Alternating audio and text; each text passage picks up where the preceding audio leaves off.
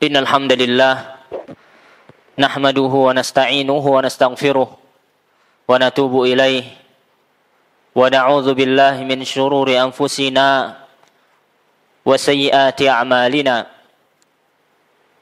Man yahdihillahu fala mudilla lahu wa man yudlil fala hadiya lahu. وأشهد أن لا إله إلا الله وحده لا شريك له وأشهد أن محمدا عبده ورسوله.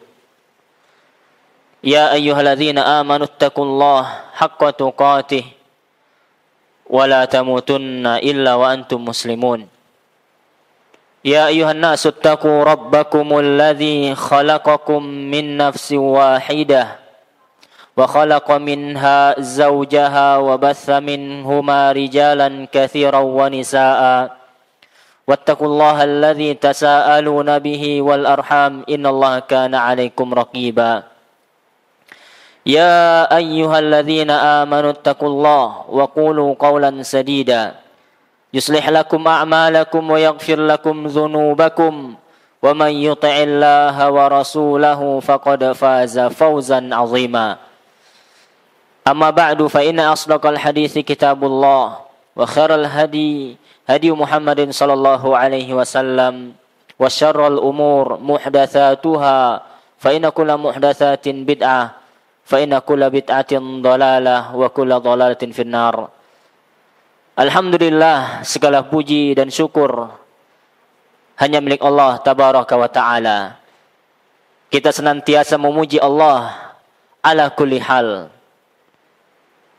dari setiap kegiatan atau keadaan kita. Walaupun sebagaimana kita saksikan bersama dan kita rasakan pada siang hari ini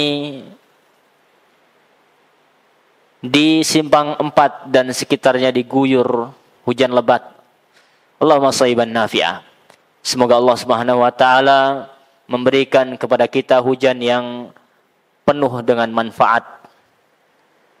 Tatkala hujan reda, kita katakan mutirna bifadlillahi wa rahmatih. Kita telah dihujani, ya, bifadlillah, karena keutamaan, ya, dari Allah Subhanahu wa taala dan kasih sayang rahmat darinya. Kita senantiasa bersyukur kepadanya atas setiap keadaan. Karena tidaklah takdir Allah, apapun keadaan yang kita rasakan itu merupakan takdir Allah, ketetapan Allah. Yang kita harus ridha dengan ketetapan tersebut. Walaupun terkadang ketetapan Allah itu, ibu-ibu sekalian, sulit untuk kita terima. Tidak sesuai dengan hawa nafsu dan keinginan kita. Akan tetapi bisa jadi apa yang kita tidak sukai itu lebih baik untuk kita. Karena Allah yang Maha Tahu. Tak lupa kita senantiasa kirim, haturkan, ya, atau bersolawat kepada Rasul kita, suri tauladan kita, Nabi yang mulia, Nabi Muhammad alaihi salatu wassalam. Semoga salawat dan salam senantiasa tercurahkan kepada keluarga beliau, kepada sahabat-sahabat beliau, dan kepada umatnya yang senantiasa berpegang teguh menjalankan ajarannya hingga hari akhir. Para akhwat dan ummahat jamaah kajian muslimah di Masjid Umar bin Khattab di Simpang 4 Pasaman Barat. Semoga kita senantiasa dirahmati dan dimuliakan oleh Allah Subhanahu wa taala. Dan kami juga menyapa para pemirsa, para musyahidun yang menyaksikan tayangan kajian ini secara live, ya, di Najia TV. Rahimani wa rahimakumullah. Semoga kita semua senantiasa mendapatkan karunia dan rahmat dari Allah Subhanahu wa taala. Pembahasan kita pada siang hari yang berbahagia ini masih pembahasan di dalam kitab Al-Kabair, buah karya dari Al-Imam Az-Zahabi rahimahullah. Imam yang sangat besar, ya, Imam Ahlus Sunnah, berakidah lurus, ya, salah satu murid dari Syekhul Islam Ibn Taimiyah. Ya, beliau membahas dalam kitab beliau ini terkait dengan dosa-dosa yang membinasakan, Al-Kabair, dosa-dosa besar. Adapun pada kesempatan yang berbahagia ini kita akan masuk kepada dosa besar yang ketiga, yaitu dosa as-sihru. Apa? As-sihr, yaitu dosa sihir. Ya, dosa besar yang ketiga yaitu dosa sihir. Beberapa waktu yang lalu, ibu-ibu sekalian, perlu kita ingat kembali bahwasanya kita sudah kurang lebih kali ketiga, ya, pertemuan kita ini membahas kitab Al-Kabair. Ya, pertemuan yang kedua kita membahas dosa besar yang kedua, itu dosanya apa? Dosa qatlun nafs, yaitu dosa membunuh, ya. Kemudian sebelum itu kita juga membahas dosa besar yang paling besar, yaitu al-isyrak billah, yaitu menyekutukan Allah Subhanahu wa taala. Maka pada kesempatan kali ini kita akan membahas dosa yang ketiga. Masih ya, memang pembahasan kita terkait dosa besar, ya. Maka yang dibahas adalah dosa besar. Di antaranya adalah sihir. Ibu-ibu, para ummah dan akhwat rahimani wa rahimakumullah. Asy-Syaikh Abdul Razzaq hafizahullah taala, beliau di antara ulama, ya, yang mensyarah, mentaklik, ya, kitab Al-Kabair. Dalam sebuah syarah beliau mengatakan hafizahullah taala,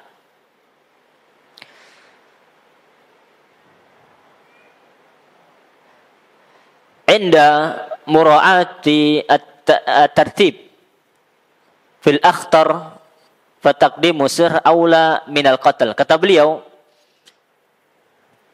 setelah ta'ammul, ya, melihat terkait dengan urutan dosa-dosa besar yang seharusnya, ya, yang kalau dilihat dari segi yang mana yang lebih yang berat, ya, lebih mengkhawatirkan dari dosa-dosa tersebut, kata beliau, mendahulukan dosa sihir daripada pembunuhan itu lebih utama, kata beliau. Ana ulangi, mendahulukan takdimu sihr aula alal qatl. Mendahulukan dosa sihir itu lebih utama daripada dosa membunuh. Suara anak terdengar jelas, ibu-ibu? Ya. Ini perkataan Syekh Abdul Razzaq.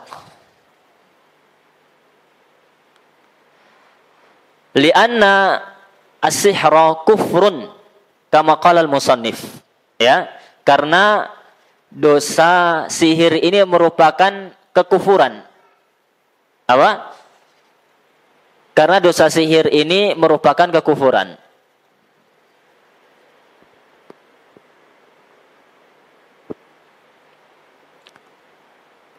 Lianna sahira la budda an yakfur. Nih, setiap penyihir, nih Bu, syarat menjadi penyihir itu adalah harus kafir. Kalau ibu-ibu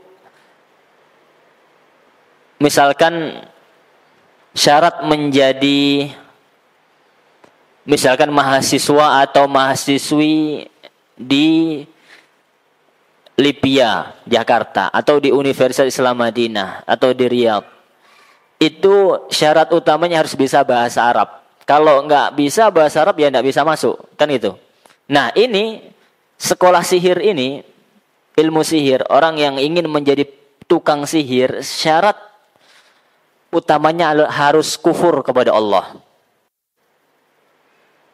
Makanya beliau mengatakan, ya, seharusnya urutannya adalah syirik, itu dosa yang paling besar. Kemudian yang kedua adalah sihir. Itu alasannya. Karena syarat menjadi penyihir harus kufur kepada Allah Subhanahu wa taala terlebih dahulu. Penyihir tidak akan dikatakan penyihir yang ulung, tidak akan dikatakan menjadi seorang penyihir sampai dia berbuat kufur kepada Allah Azza wa Jalla.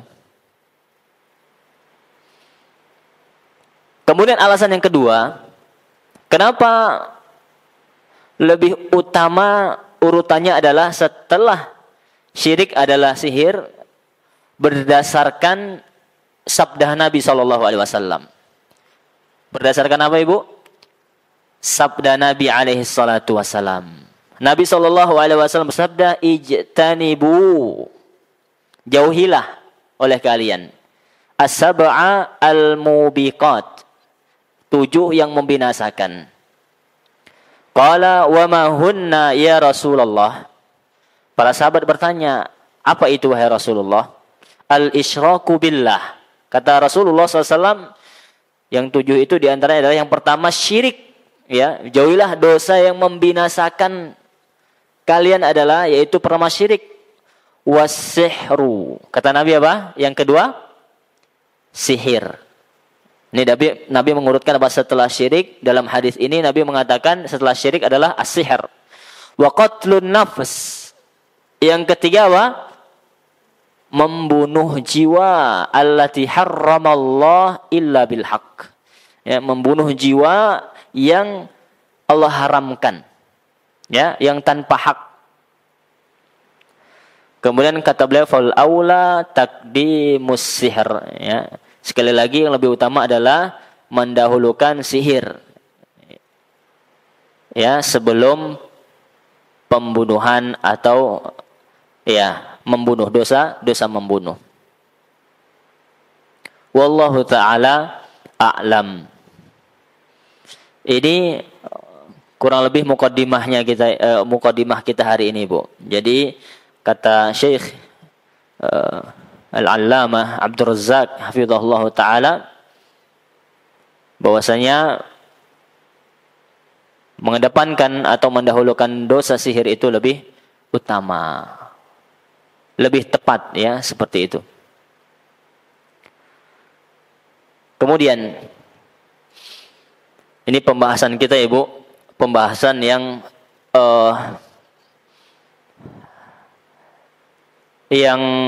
apa ya,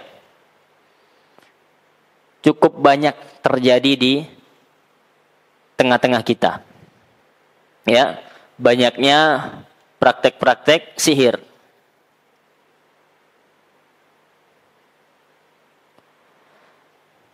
Sampai-sampai di daerah kita ini, Bu, ya, Pasaman Barat, ya, ada sebuah daerah di Pasaman Barat, ya, kita sama-sama tahu saja, tidak perlu saya sebutkan di sini, nanti ada yang tersinggung, ya.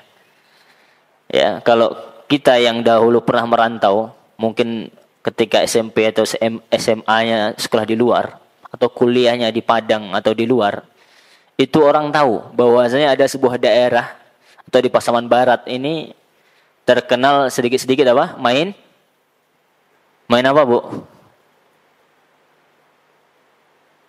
Main apa? Itu saya sendiri yang merasakan atau ibu-ibu juga tahu? Ada yang seperti itu keyakinannya. Ya, ada image, ya, atau ya semacam ya terkenal seperti itu. Itu di daerah kita. Praktek-praktek apa?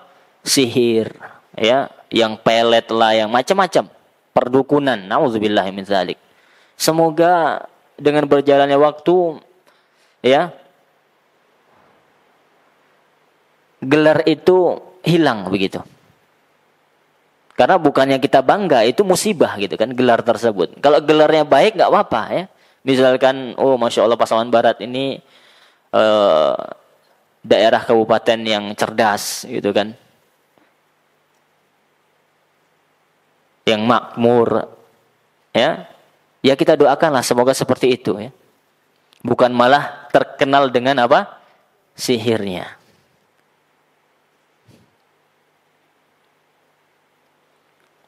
Ya, banyak praktek-praktek di tengah-tengah kita masyarakat. Ya. Bahkan mulai dari yang berpendidikan, ya.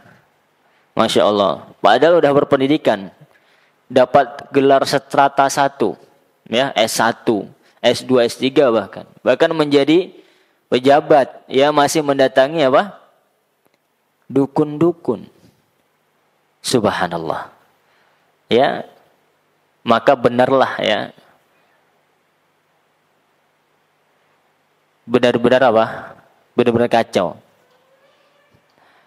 Tidak dipakai akal sehatnya.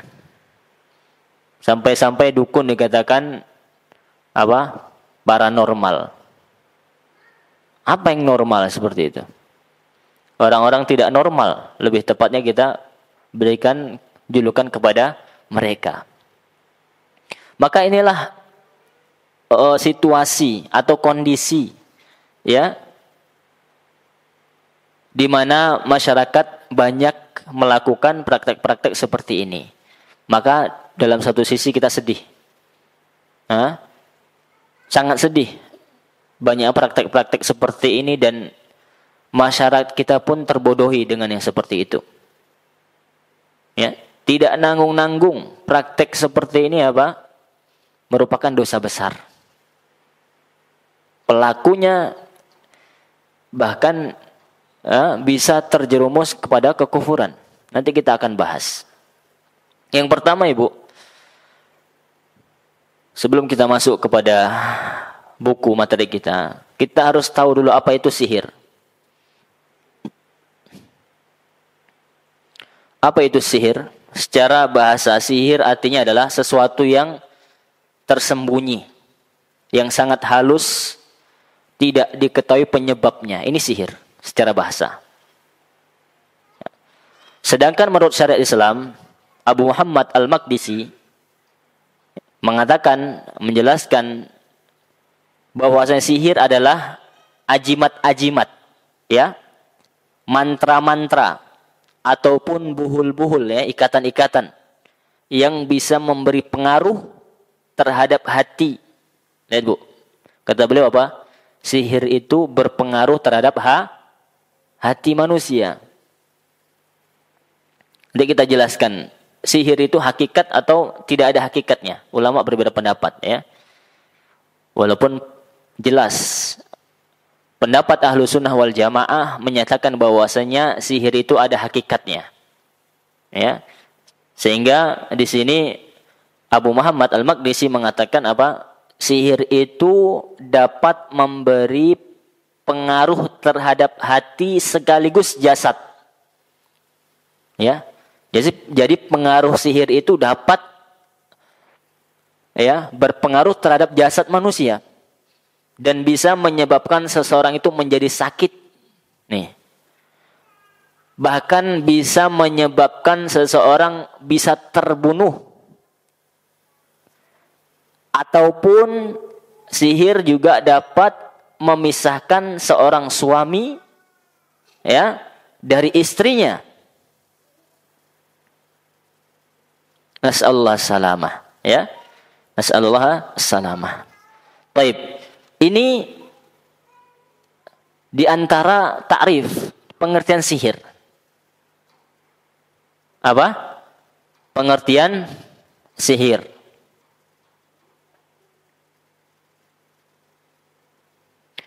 Kemudian hakikat sihir.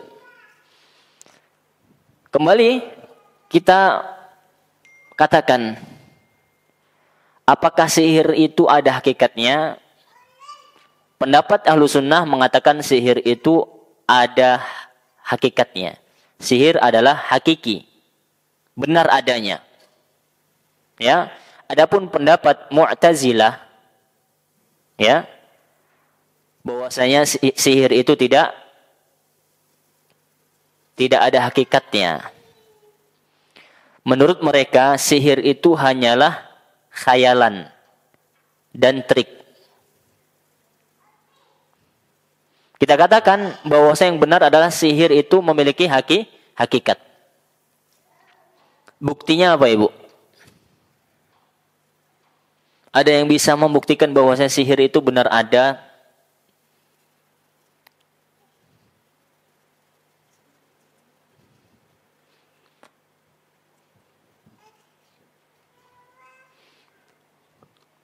Ada yang bisa dan mungkin pernah mengalami? Nas'allahu salamah. Atau ada pernah melihat nih orang ini benar-benar disihir? Ada yang pernah tahu?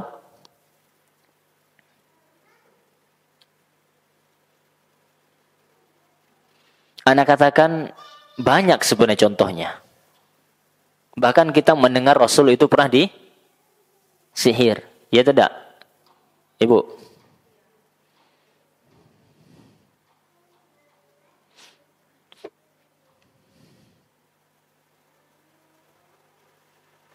Diriwayatkan ya dalam sebuah hadis, karena Rasulullah SAW suhira. Rasulullah SAW pernah disihir. Hatta kana yara annahu ya'tin nisa'a wala ya'tihinna. Nih, perhatikan. Sehingga Rasulullah SAW merasakan seolah-olah beliau telah mendatangi istri-istrinya padahal tidak melakukannya. Lihat, efek sihir yang mengenai Rasulullah SAW. Padahal Ibu, ya, padahal yang menyihir Rasulullah adalah seorang Yahudi yang paling terkenal dan paling hebat sihirnya.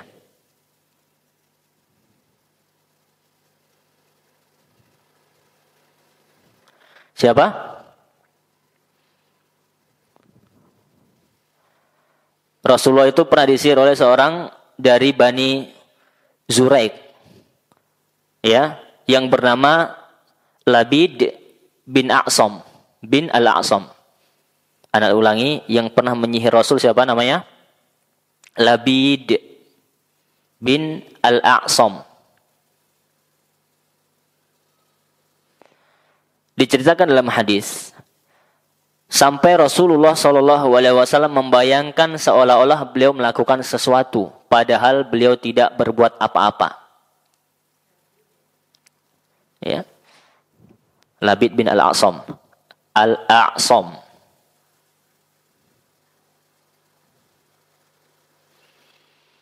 Sampai pada suatu hari atau suatu malam ketika beliau berada di sisiku.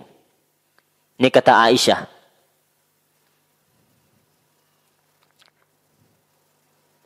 Akan tetapi beliau terus berdoa. Kemudian beliau bersabda, "Wahai Aisyah, apakah kamu tahu bahwa Allah telah memberikan jawaban kepadaku tentang apa yang aku tanyakan kepadanya tentang sihir?" Ada dua orang mendatangiku, kata Nabi SAW. Satu di antaranya duduk di dekat kepalaku, dan yang satunya lagi di dekat kakiku. Yang satunya dekat kepala, dan satunya di dekat kakinya Rasul SAW. Lalu salah seorang di antaranya keduanya berkata kepadanya, "Sakit apa orang ini?" Itu malaikat sedang berbincang berdua. Malaikat yang satu di kaki dan satu di kepala. Kata satu malaikat yang satu, "Ini sedang sakit apa?" Kata malaikat yang kedua, "Disihir." Siapa yang telah menyihirnya? Ya, temannya menjawab, Labid bin Al-A'sam. Kemudian ditanya, dalam bentuk apa sihir itu? Kemudian dia menjawab, pada sisir dan rontokan rambut ketika disisir. Dikatakan, ya, rambut tersebut didapatkan oleh Al-A'sam, Labid bin Al-A'sam. Dahulu pernah ada anak kecil yang datang ke rumah Nabi, kemudian mungkin membawa, ya, rontokan atau bekas sisiran Nabi SAW. Dengan media itulah Nabi disihir. Maka hati-hati ibu-ibu, ya.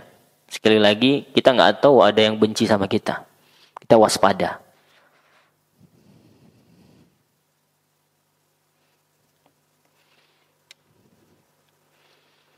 Kemudian pada sisir dan rontokan rambut ketika disisir dan kulit mayang kurma jantan. Lalu di mana semuanya itu berada? Temannya menjawab, di sumur Zarwah atau Zarwan. Di sumur Zarwan. Jadi sihirnya itu ditaruh di sebuah sumur, ya.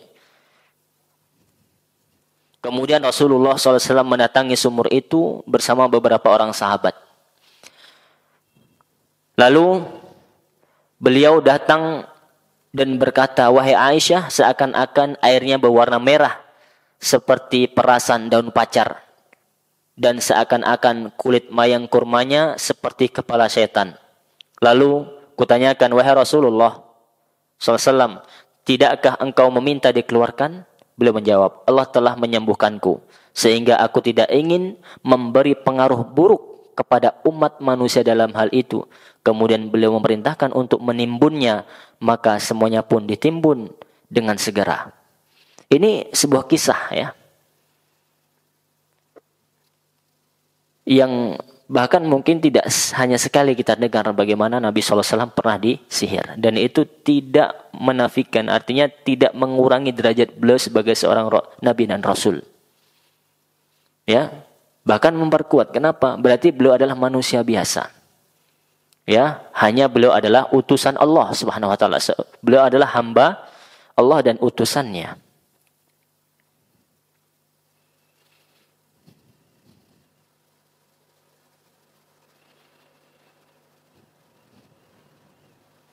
Ya, para ulama berbeda pendapat seberapa lama, ya, dampak sihir itu berlangsung kepada diri Nabi SAW. Ada yang mengatakan 40 hari, ada yang mengatakan selain itu. Wallahu ta'ala a'lam.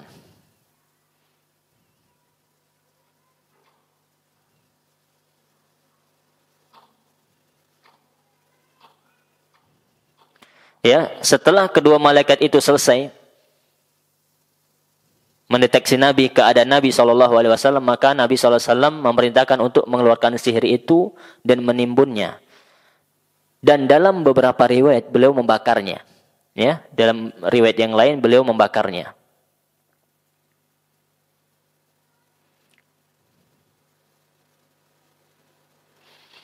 Jadi perlu kita ketahui, Bu, bahwasanya orang-orang Yahudi itu bukan hanya sekali itu melancarkan sihirnya kepada Rasul SAW. Apa tujuan mereka? Kalau yang ini, yang kita kisahkan dalam hadis ini tujuannya apa? Untuk membuat Nabi SAW itu bercerai dengan istrinya. Ya. Dikatakan bahwasanya dulu pernah sebelum ini juga disihir oleh orang Yahudi, tapi tidak sampai, ya, memudaratkan Nabi SAW. Tujuannya semuanya itu adalah untuk membunuh Nabi SAW. Tujuannya apa? Untuk membunuh Nabi SAW. Adapun sihir yang kita kisahkan ini adalah sihir yang ringan, ya. Padahal kita ketahui tadi bahwasanya si Labid ini bin Al-A'sam merupakan ibaratnya penyihir ulung, ya, yang terbaik di antara semua penyihir ketika itu. Tapi Allah Maha bijaksana, ya. Allah lindungi Rasulnya SAW, sehingga tidaklah berpengaruh kecuali pengaruh yang sangat sedikit kepada Nabi SAW. Mungkin kalau kita yang di Nabi SAW beda halnya, ya, karena kita, Bu, ya maaf, banyak lalainya. Adapun Nabi SAW tidak pernah lalai. Ya, dengan kisah ini, ya, Allah ingin memberikan kepada kita hikmah atau pelajaran bagaimana seorang itu, ya, menghindari atau mengobati sihir.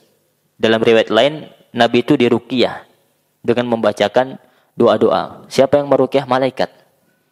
Ya, malaikat yang meruqyah. Ya, jenis sihir yang kita kisahkan dalam hadis ini yaitu ar-rabat. Rabt itu adalah ikatan.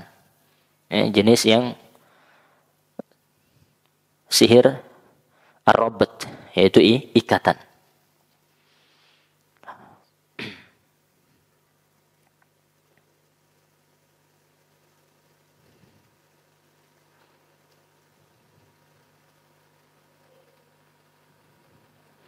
Kemudian di antara dalil yang menunjukkan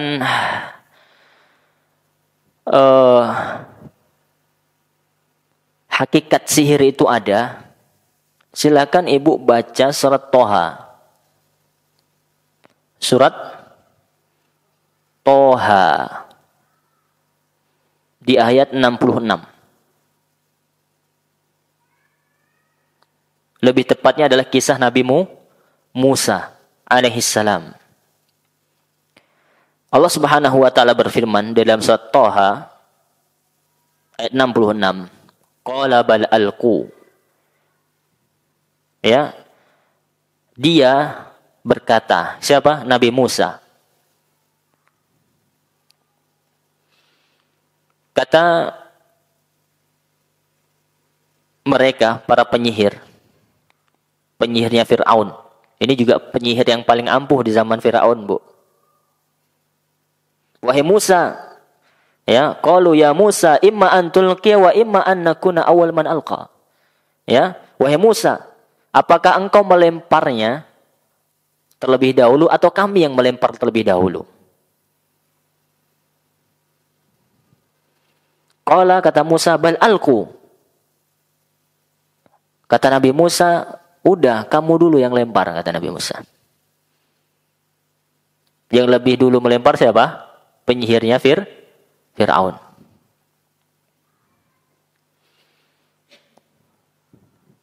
فَإِذَا حِبَالُهُمْ وَعِصِيُّهُمْ يُخَيَّلُ إِلَيْهِ مِنْ سِحْرِهِمْ أَنَّهَا تَسْعَى. Apa artinya? Ya, maka tiba-tiba tali-tali dan tongkat-tongkat mereka terbayang oleh Nabi Musa seakan-akan ia merayap cepat karena sihir mereka. Karena apa, Bu? Sihir. Bu, perlu kita ketahui bahwasanya sihir khayal ini, ya, jenis sihir yang diceritakan pada Nabi Musa ini sihir yang istilahnya dia tidak merubah, ya, tongkat atau tali menjadi apa tadi, Bu? Ular. Akan tetapi sihir itu mempengaruhi mata. Jadi seolah-olah itu yang kita lihat adalah yang tadinya tali dan yang kita lihat itu adalah ular, padahal dia tali dan tongkat. Ini jenis yang pertama. Yang kedua, yang bisa memudaratkan. Memang dampaknya langsung. Seperti apa? Yang membuat orang bisa sakit. Atau membuat apa? Orang dalam perut orang itu ada macam-macam. Bisa apa kayak gitu? Bisa. Karena memang itu sihir. Atas bantuan setan.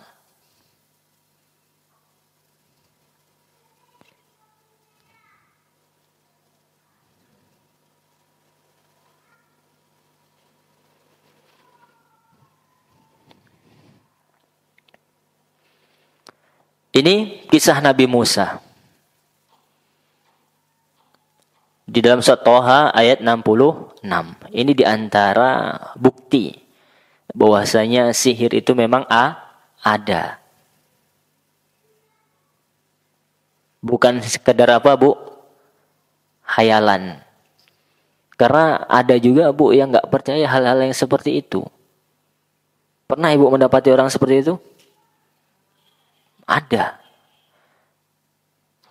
Biasanya orang yang seperti itu ya justru orang-orang yang cerdas. Saking cerdasnya dia tidak percaya. Enggak ada sihir, mana buktinya katanya. Kalau kita, Bu, akidah Ahlussunnah menyatakan bahwa sihir itu ada.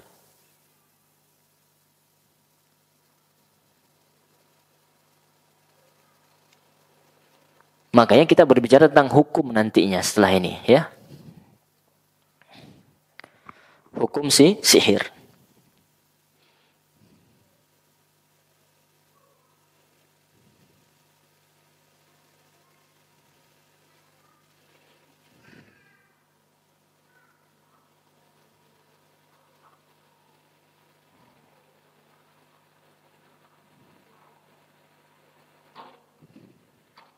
Kemudian dalil larangan sihir. Bu, kita buka bukunya. Sebenarnya Ana sudah minta sama bagian kru Najah TV untuk mengadakan atau pengurus masjid mengadakan mic ya untuk bisa supaya yang membaca ibu yang di belakang itu didengar suaranya. Tapi ala kulli hal semoga di pertemuan yang akan datang insyaallah kita lakukan. Adapun sekarang izin minta tolong kepada pembaca untuk membacakan tanpa mic. Mulai dari awal. Halaman 39.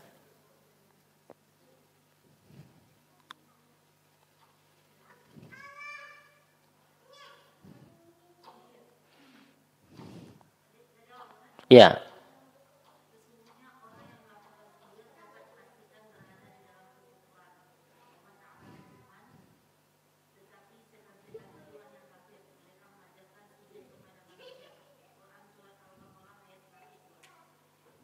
Baik, sebentar Bu. Lebih asalnya kita menerapkan adab membaca buku ya. Di sebuah biasanya kebiasaan masyayikh ketika membaca ya, walaupun di sini hal ini murid seorang ulama, diawali dengan alhamdulillah dan salawat, kemudian qala al-muallif, berkata penulis. Nah, baru dimulai. Ya. Enggak apa-apa Ibu, silakan.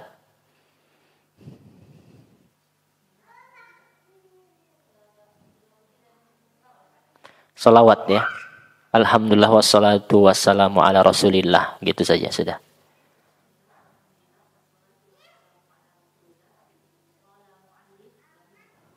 Nah.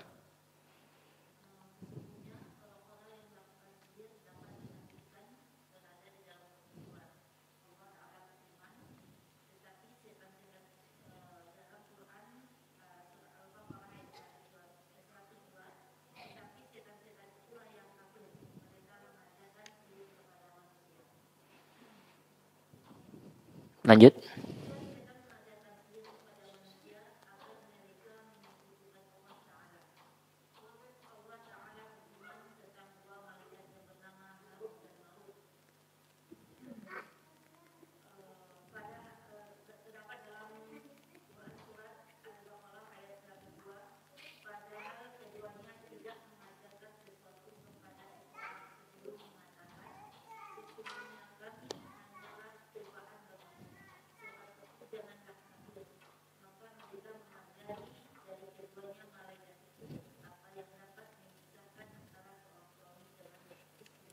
Baik.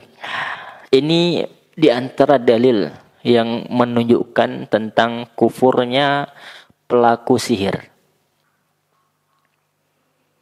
Apa? Hukum tukang sihir adalah kufur. Yaitu sihir yang meminta atau bekerja sama dengan setan.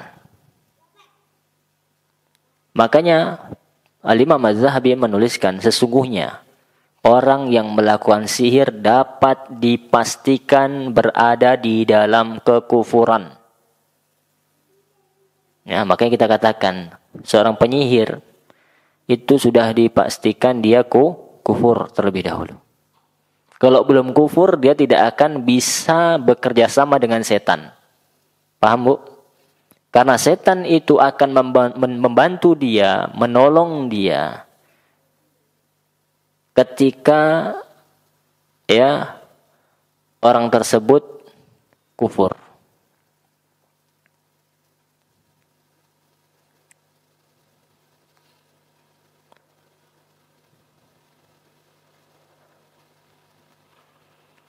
Kalau tidak kufur, tidak akan bisa. Makanya banyak ya kisah yang menunjukkan hal tersebut.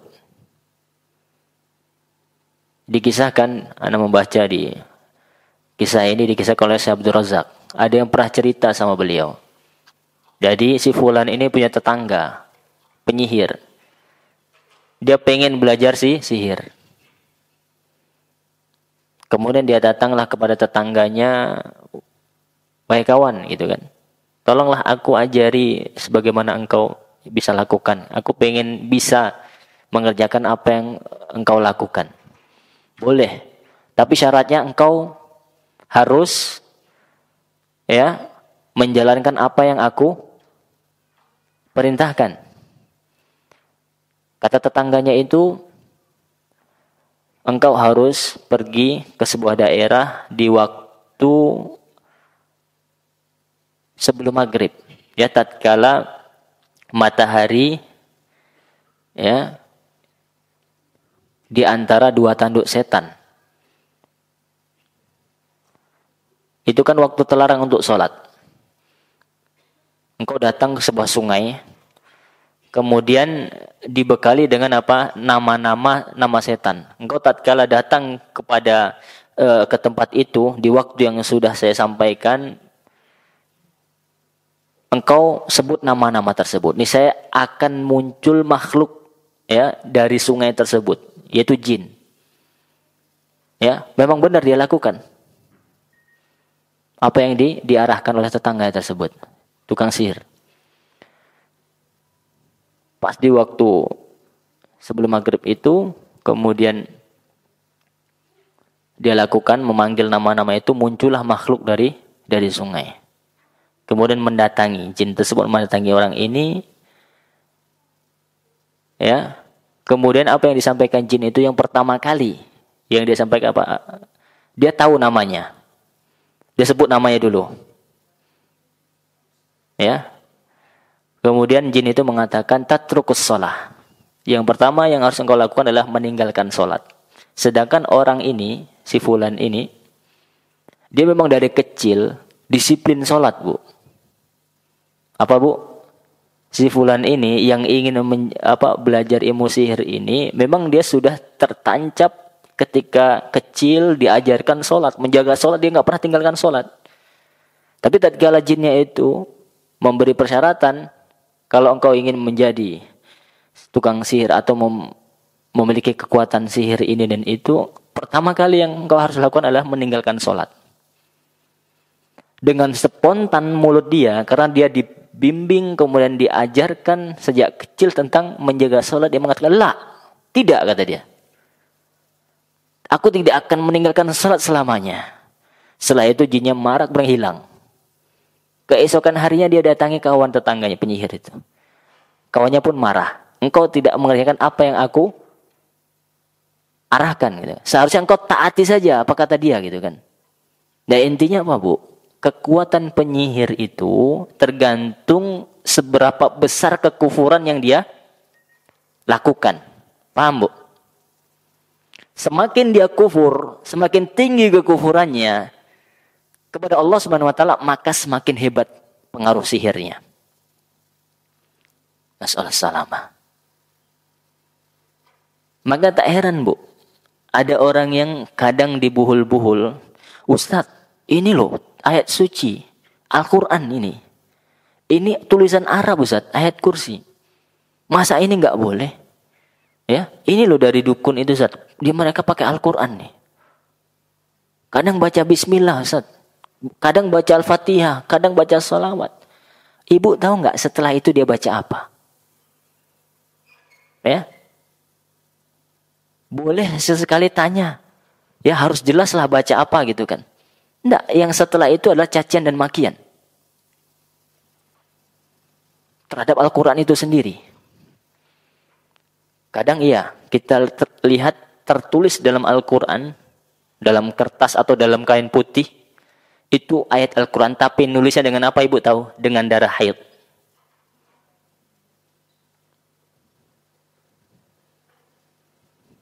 Itu apa namanya? Perbuatan kufur atau tidak? kekufuran. Bisa jadi dia tidak menulis dengan nada haid, dengan pena biasa. Tapi setelah dia nulis, dia oleskan cairan yang najis. Ya, di atas ayat tersebut. Dan cairan itu mengering dan hilang. Atau kencing dia. Celupkan ke dalam air kencing. Tulisan tersebut. Itu apa perbuatan apa namanya, Bu? Kekufuran. Maka jangan tertipu dengan secara zohir yang nampak saja. Bisa jadi dia dipakai sorban, pakai kain putih, ya, jenggotnya panjang, ya, pakai jubah, pakai sarung. Subhanallah. Ya. Dan biasanya mereka itu apa? Prakteknya itu di malam hari. Di ruang yang gelap, yang remang-remang. Kalaupun siang hari matikan lampu. Supaya apa? Talbis. Ya. Menyamarkan, ya, perbuatan kekufuran mereka. Nah, itu, Bu, hati-hati. Maka benar kata Al-Imam Zahabi mengatakan sesungguhnya orang yang melakukan sihir dapat dipastikan berada di dalam kekufuran. Allah Ta'ala berfirman, "Walakinna syayatina kafaru yu'allimuna an-nasa sihr." Tetapi setan-setan itulah yang kafir. Mereka mengajarkan sihir kepada manusia. Ya. Kemudian kata beliau rahimahullah, penulis mengatakan tujuan setan mengajarkan sihir kepada manusia, tujuannya apa? Agar mereka menyekutukan Allah. Itu tujuan setan mengajari sihir kepada manusia. Jadi ilmu sihir ini, Bu, dari setan, Bu, bukan dari Sulaiman. Sulaiman, ya, alaihissalam Nabiullah, yang jin itu tunduk kepada Sulaiman, Bu. Ibu tahu, ya, kisahnya Nabi Sulaiman, jin itu tuh tunduk dan patuh kepada siapa? Nabi Sulaiman alaihissalam. Bahkan bukan hanya jin, akan tetapi binatang pun tuh tunduk kepada Sulaiman. Itu semua atas izin Allah. Dan beliau melakukan itu, jin dan binatang itu tunduk kepada beliau bukan karena sihir. Paham, Bu? Sehingga orang menyangka bahwasanya Sulaiman ini mengerjakan sihir. Sehingga dengan sihirnya Sulaiman bisa membuat jin dan binatang itu tunduk. Itu salah.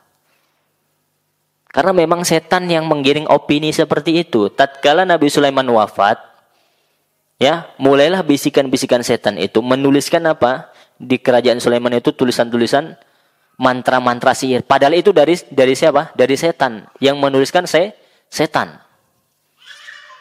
Bukan tulisan Sulaiman. Sehingga manusia tertipu. Dan kemudian mereka mempelajari sihir tersebut. Siapa? Manusia. Kenapa setan mengajarkan sihir kepada manusia? Supaya manusia berbuat sihir. Supaya kufur. Itu intinya. Kemudian dalam ayat 102 ayat surat Al-Baqarah. "Wa ma yu'allimani min ahadin hatta yaqula." Padahal keduanya siapa? Malaikat Harut dan Marut. Tidaklah mengerjakan sesuatu atau mengajarkan sesuatu kepada seorang sebelum mengatakan sesungguhnya kami hanyalah cobaan bagimu. Jadi malaikat tersebut hanyalah cobaan, fitnah. Fitnah itu cobaan. Fala takfur. Maka janganlah kufur.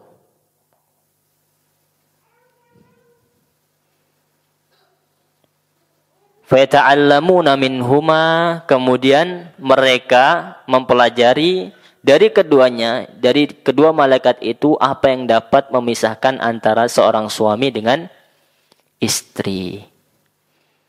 Jadi ini di antara efek sihir, Bu, dapat memisahkan hubungan suami istri yang harmonis tadinya, yang penuh cinta dan kasih sayang, yang langgeng, bisa, ya, dengan sihir itu menjadi bercerai.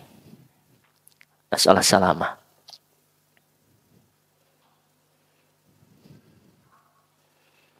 Silakan dilanjutkan Ibu. Barakallahu fiik.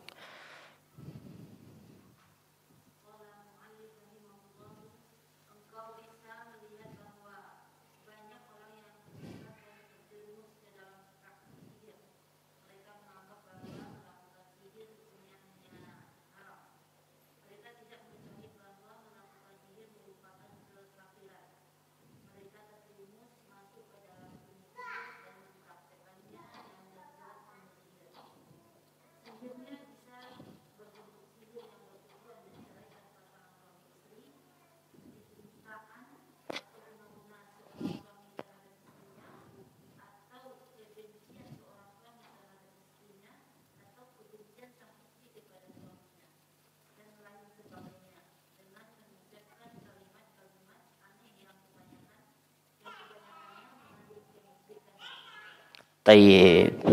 Barakallahu fiikum. Kata beliau, engkau bisa melihat bahwa banyak yang tersesat. Ya. Siapa yang tersesat? Ya orang-orang yang mempelajari sihir, Bu.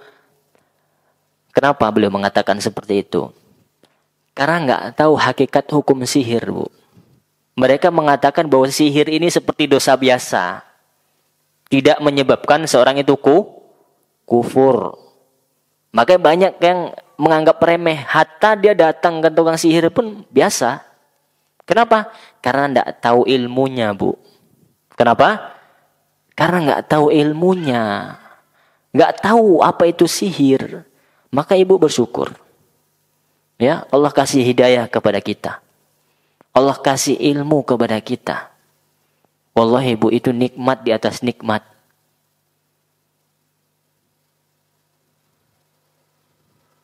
Man yuridillah bihi khairan yufaqihu fid din. Itu tandanya Allah ingin kebaikan untuk kita. Sehingga Allah pahamkan kita ilmu agama. Kalau tidak, Bu, na'udzubillah, kita termasuk orang yang tersesat. Kita bertaubat kepada Allah Subhanahu wa taala dari hal-hal yang na'udzubillah. Ya. Ini kata beliau apa? Mereka menganggap bahwa melakukan sihir hukumnya haram. Hanya haram saja. Mereka tidak tahu bahwasanya hukumnya lebih dari itu. Yaitu apa? Sihir itu dapat membuat orang kufur. Kufur itu apa sih? Keluar Islam, Bu. Kalau dia meninggal dunia sebelum taubat, dia masuk neraka. Kekal di neraka. Paham, Bu? Subhanallah. Ya. Mereka tidak mengetahui bahwa melakukan sihir merupakan kekafiran, kata beliau ini. Silakan baca. Ya, dalam kitab yang kita bahas pada kajian ini, yaitu kitab Kabair, Al-Kabair. Nih, di sini disebutkan sihirnya bisa berbentuk sihir yang bertujuan menceraikan pasangan suami istri. Ini diantara apa? Efek sihir. Dapat ya menceraikan pasangan suami istri. Maka Bu, hati-hati. Ya, hati-hati. Kita berlindung kepada Allah dari sihir. Dan nanti akan kita bacakan secepat bagaimana mengantisipasi dan mengobati sihir, insyaallah. Kalau masih ada waktunya, kalau tidak kita sambung pada kesempatan yang akan datang. Kemudian kecintaan, ya, pelet, ya, seorang suami terhadap istrinya, yang mungkin istrinya nggak suka sama laki-laki tersebut. Ya, kemudian disihir, diguna-guna, ya, melalui perantara sihir, sang istri atau perempuan tersebut kesengsem, apa bahasanya? Berubah langsung 180 derajat, yang tadi benci menjadi cinta. Wah.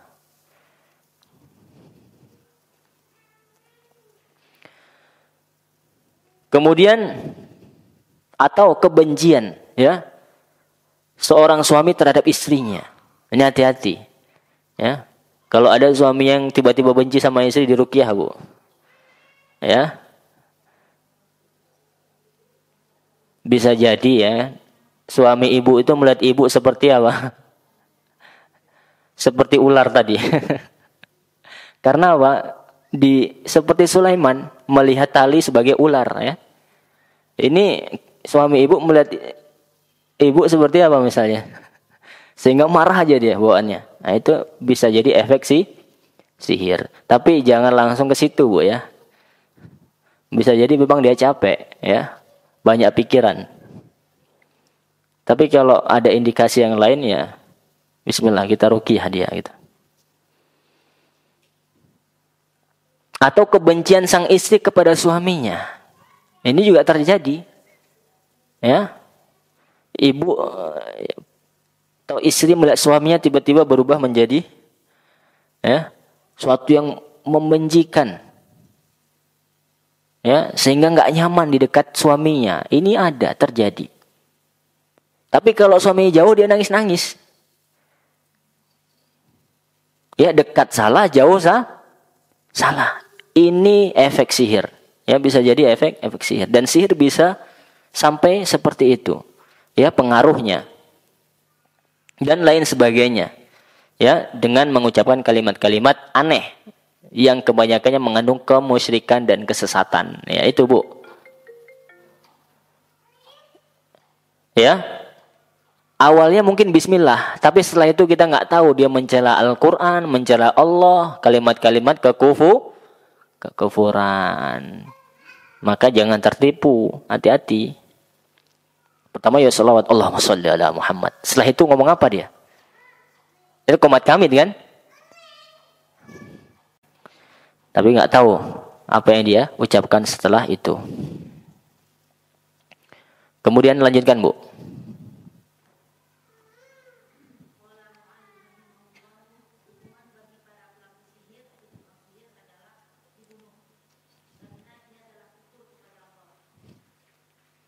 Lanjut.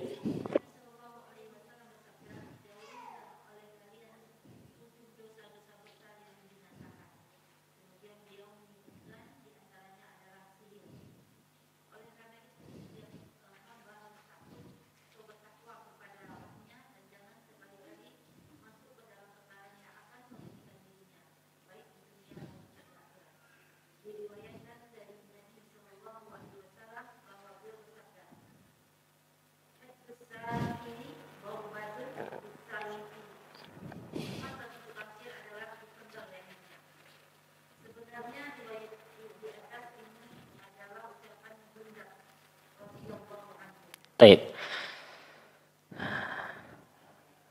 Ibu jangan kaget ya.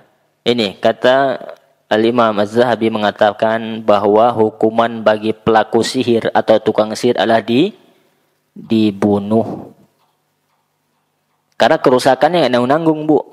Dia menyelakai kita, mencelakai orang lain dalam kondisi orang lain itu tatkala lengah. Ya enggak?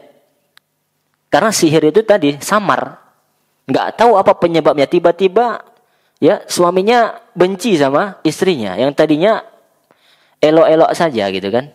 Baik-baik saja hubungannya harmonis.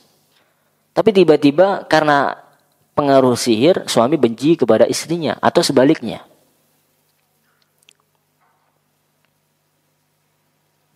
Atau tiba-tiba sakit. Tiba-tiba sakit. Ya, bahkan bisa sampai efek membunuh sihir tersebut. Itu ya, efek dari sihir. Maka hukumnya kata beliau bagi pelaku sihir adalah dibunuh. Yang membunuh pun ya tidak kita. Yang membunuh tetap pemerintah. Ya, pemerintah. Ini pendapat jumhur ya. Anda katakan ini merupakan pandangan jumhur ulama. Tentang hukum sihir ini dibunuh adalah pendapat jumhur, mayoritas ulama. Nabi SAW bersabda, jauhilah itu 7 yang membinasakan tadi. Di antara syirik, kemudian sihir dan membunuh jiwa. Ya. Oleh karena itu hamba harus takut dan bertakwa kepada Rabb-Nya. Dan jangan sesekali masuk ke dalam perkara yang akan merugikan dirinya. Baik dunia maupun akhirat. Diriwayatkan dari Nabi SAW bahwasanya bersabda, Rasulullah bersabda, haddus sahir darbatun bisayf. Ya, haddus sahir. Hukuman bagi tukang sihir adalah dipenggal lehernya. Yang benar riwayat ini merupakan marfu dari sahabat. Bukan ucapan Nabi SAW. Ya. Lanjutkan Bu. Bajalah bin Abdah ya. Ya.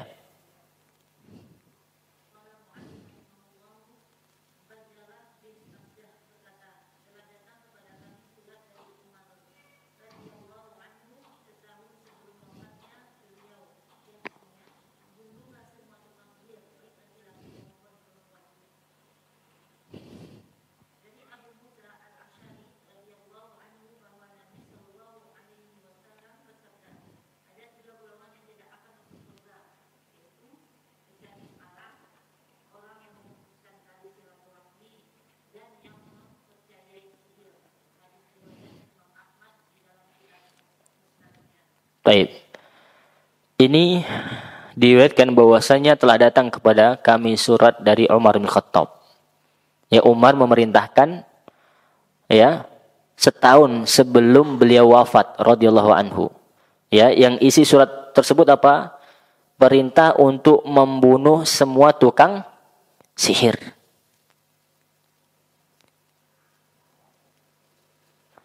Cocok rasanya ini, Bu? Kalau diterapkan di negeri kita. Cocok. Ya. Karena memang subhanallah, ya, membuat kerusakan. Tidaklah hukuman ini dalam Islam kecuali karena memang kerusakan yang besar. Bahkan tadi ini merupakan peringkat 2 itu kan. Dosa terbesar setelah syirik. Menurut Nabi SAW dalam sebuah hadis. Maka kita serahkan kepada pemerintah kita. Apa pandangan mereka terhadap penyihir? Ya. Nanti ya. Atau sekarang lah kita bahas. Nggak usah nanti ya. Hukum sihir. Apakah kafir? Ya. Tadi Anda katakan. Jumhur ulama mengatakan kafir. Kufur.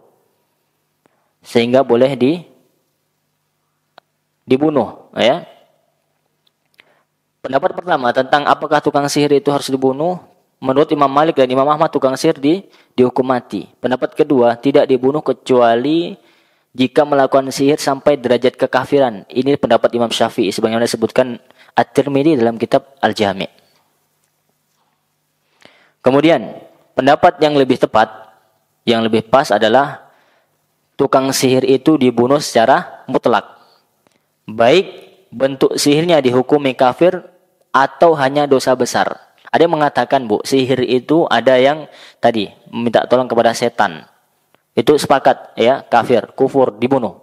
Kemudian ada yang melalui obat, ya, melalui obat-obatan sihirnya tersebut. Maka ini merupakan dosa besar, ya. Yang rajih apa? Keduanya dibunuh. Ya. Kedua-duanya jenis tukang sihir itu dibunuh, ya, dan itu kembali kepada pandangan pemerintah, bukan perorangan yang menerapkan hukum tersebut. Wallahu taala a'lam.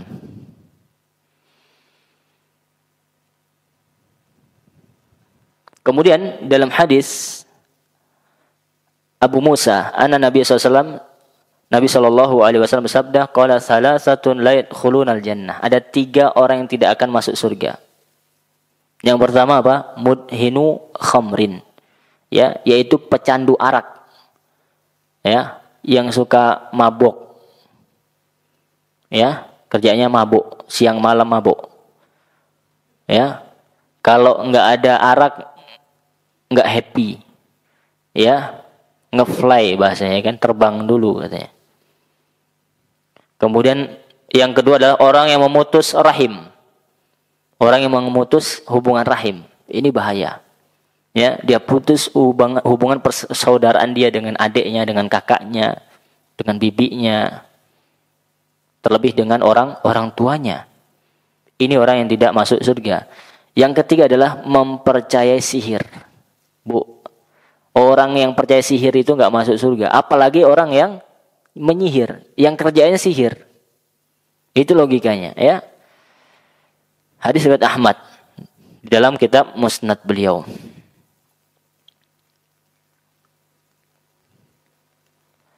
Kemudian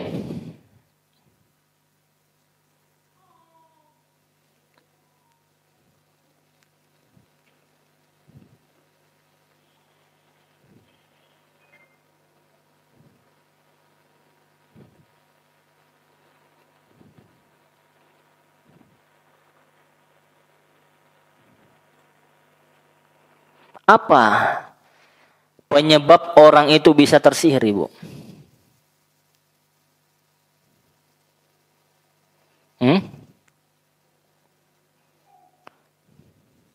Yang pertama, lalai dari mengingat Allah.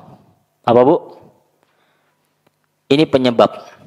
Bu, sedia payung sebelum hujan. Al-wiqayatu khairun minal ilaj, kata pepatah Arab. Al-wiqayah, ya, melindungi itu lebih baik daripada ilaj, penyembuhan. Artinya apa? Sedia payung sebelum hujan. Artinya sebelum kena sihir, itu menjaga diri lebih baik supaya tidak terkena sihir. Yang pertama yang menyebabkan kita kena sihir adalah lalai dari zikrullah, mengingat Allah. Maka usahakan, Bu, sampai pun kita tidur yang diri kita lemah keadaannya, nggak ada yang diri kita nggak sadar, itulah potensi setan untuk mengganggu kita. Maka setiap kita tidur, Bu, ingat Allah, baca zikir bismikallahumma amutu wa ahya, baca ayat kursi dan seterusnya.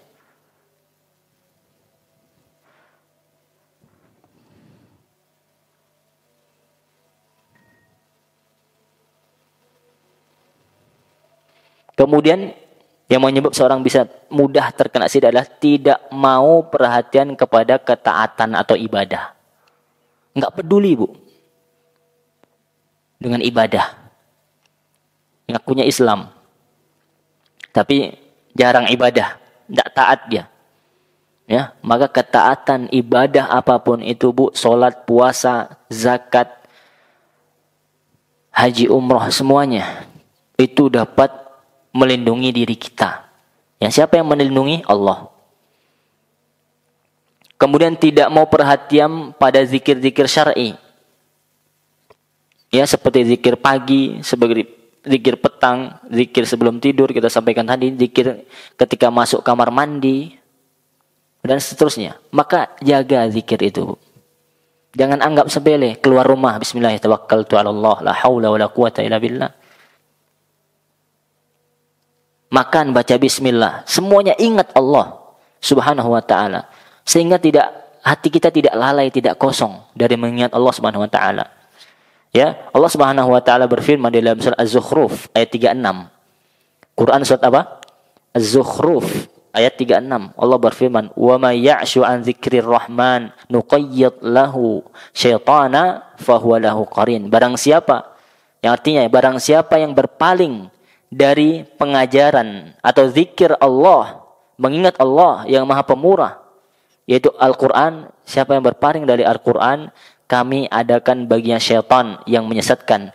Maka syaitan itulah yang menjadi teman yang selalu menyertainya. Bu, baca Al-Quran. Ya, rajin baca Al-Quran. Ya, lazimkan Al-Quran itu di rumah, sehingga rumah kita jauh dari sihir. Ya, dan tinggalkan apa-apa yang dapat, ya, mendatangkan setan, seperti patung, gambar-gambar makhluk bernyawa, musik, apalagi kelalaian-kelalaian di rumah. Tinggalkan, Bu. Ya, dan penuhi isi kegiatan di rumah kita itu dengan sholat sunnah. Ya. Kemudian apa? Ya, tahlil, tahmid. Bacaan Al-Quran, zikir-zikir di rumah. Maka insya Allah kita akan selamat. Baik, kita lanjutkan. Bismillah, alhamdulillah, wassalatu wassalamu ala rasulillah. Baik, intinya adalah supaya kita, ya, bisa terjaga atau agar terbentengi, ya, dari sihir, yaitu adalah mengingat Allah Subhanahu wa taala. Kemudian senantiasa menjaga ketaatan kita kepada Allah Subhanahu wa taala. Kemudian memperhatikan zikir-zikir kita. Memperhatikan zikir dalam, ya, keseharian kita. Wallahu taala a'lam.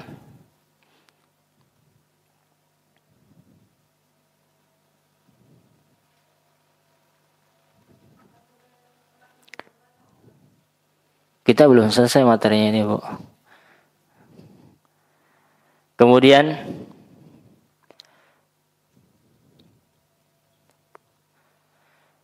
cara, ya, kita cepat saja untuk sebentar.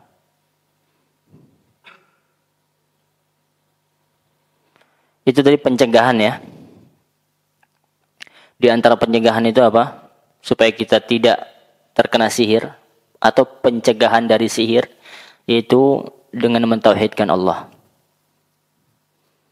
Kemudian yang kedua tadi, melaksanakan kewajiban-kewajiban ketaatan.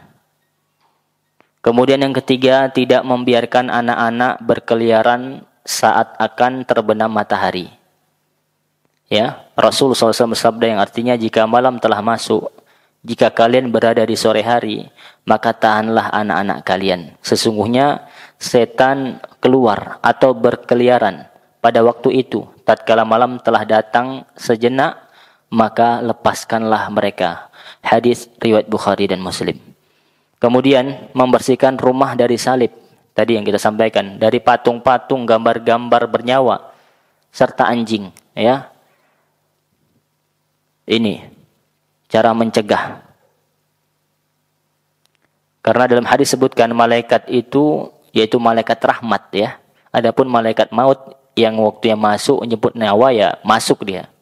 Yang jadi masalah rumah kita itu tidak dimasuki oleh malaikat rahmat, ya.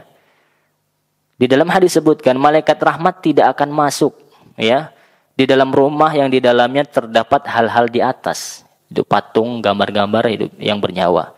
Kemudian musik. Nah, ini.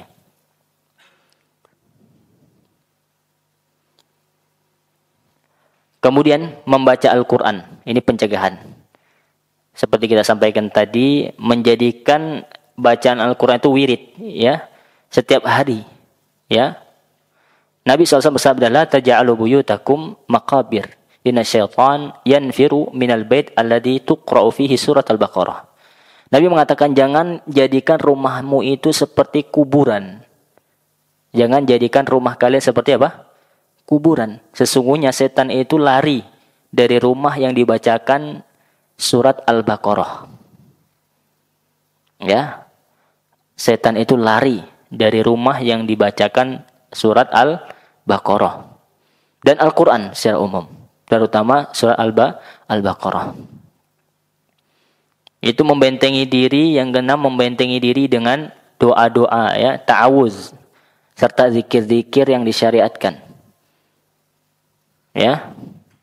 Membaca doa sebelum tidur, sebelum makan, keluar rumah, masuk rumah, ya.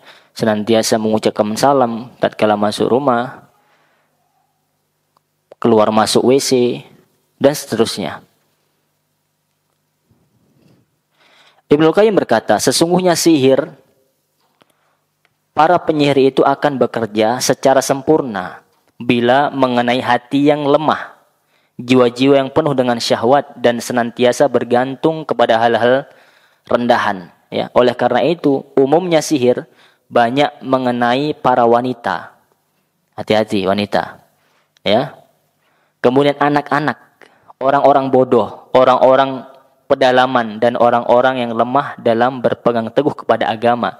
Ya, sikap tawakal dan tauhidnya lemah, serta orang-orang yang tidak memiliki bagian sama sekali dari zikir-zikir ilahi, doa-doa dan ta'awuzat nabawiyah. Ini kata Ibnul Qayyim. Ya, orang yang berpotensi besar terjangkiti sihir, naudzubillah. Ya.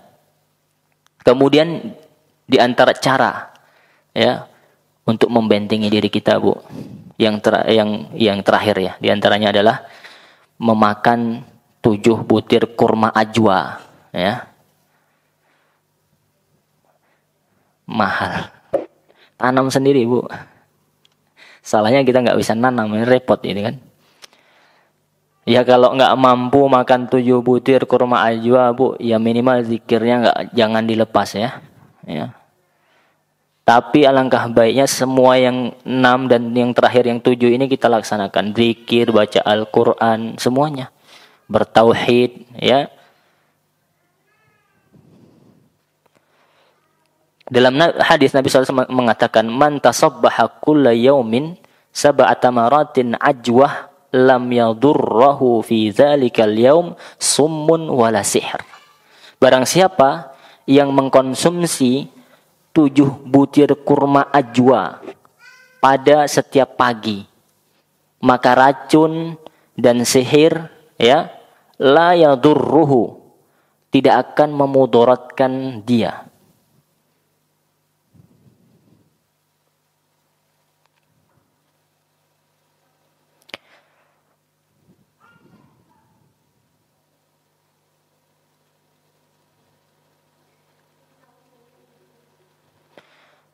Dan di sini Anda bacakan, ya. Syekh Abdul Aziz bin Baz berpendapat seluruh jenis kurma Madinah memiliki sifat yang disebutkan Rasulullah SAW ini. Namun beliau juga berpendapat bahwa perlindungan ini juga diharapkan bagi orang yang memakan 7 butir kurma selain kurma Madinah, ya, selain kurma Madinah. Karena Ajwah itu memang daerah di Madinah, Bu. Ya. Mungkin selain kurma Ajwah juga diharapkan, ya. Ya bismillah, yang punya kurma Khalas, ya. Selain itu memang untuk kesehatan, Bu, kita berharap, ya. Karena rahmat Allah bisa untuk, ya, mencegah dari perbuatan atau dari sihir.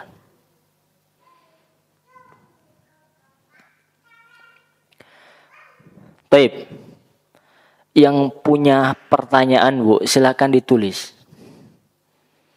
Ya, karena waktunya nggak cukup ini. Kalau jawab pertanyaan, bisa jadi nanti kita udah mau maghrib. Ya, Bu, ya, dicatat dulu. Ya, kita skip dulu. Kita di pertemuan yang akan datang, insya Allah kita akan membahas sedikit tentang terapi atau pengobatan sihir. Kita akan membahas tentang, karena kita berbicara tentang sihir, Bu, jangan masalah aja kita bawakan, harus ada solusi, ya. Ini kita sudah belajar tentang apa itu sihir, pengertian sihir, ya. Kemudian urutan dosa besar yang lebih tepat adalah sihir itu yang kedua setelah syirik, kemudian sihir, kemudian pembunuhan. Kemudian kita juga udah belajar tentang hukum sihir, ya, hukum sihir, kemudian efek sihir, dan terakhir kita bahas tentang bagaimana cara perlindungan dari atau pencegahan sihir.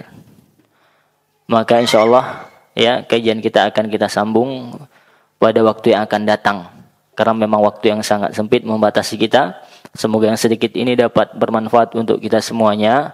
Terlebih dan kurangnya ana mohon maaf. Wabillahi taufiq wal hidayah. Subhanakallahumma bihamdika asyhadu an la ilaha illa anta astaghfiruka wa atubu ilaik. Wassalamu alaikum warahmatullahi wabarakatuh.